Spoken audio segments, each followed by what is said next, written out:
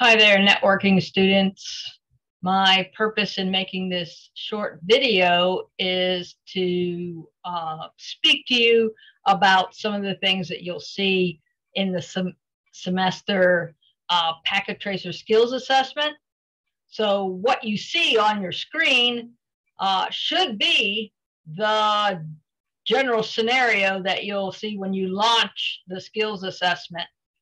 So you'll see a topology, an addressing table, and a panel with some instructions.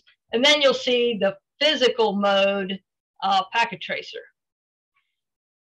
You will notice that when I slide the slider bar here from left to right, that I am not seeing everything on my screen simultaneously. And in fact, the rack right here on my right at the moment pretty much goes off the screen if I have the entire shelf within view. So that said, you might need a bit of finesse as you are setting up the equipment. Let's look at the first part of the instructions. Step 1, place the devices in the proper locations inside the main wiring closet. Well, we can see here in this dark blue band, we are in the main wiring closet. And so our goal right here at step 1 is to move some items from the rack to the closet. And the order is router 1, router 2, switch 1, 2, 3, 4 from top down. And we are advised to leave some space between the devices.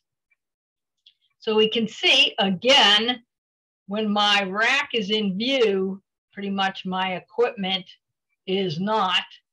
So you can, and I can on this screen, place very carefully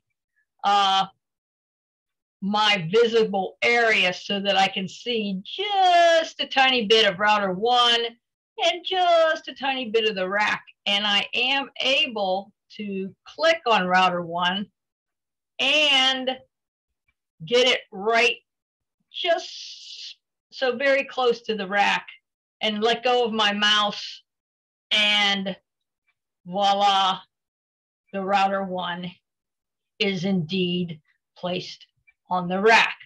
Another little technique that works is I can move router 2, for instance, up on top of this other piece of equipment on the shelf. And then when I slide over, I can see a much larger portion of the router and a much larger portion of the rack. And then I can finish my movement as such. You may have to use some techniques like this as well when you're doing the cabling. You can use the zoom in and zoom out if you need to move in closer to inspect or read labels on the devices, and then zoom back out again when you need to inspect a larger area. So I hope several of those tips assist you as you move through the skills assessment, and that you will be extremely successful as you complete this important assessment.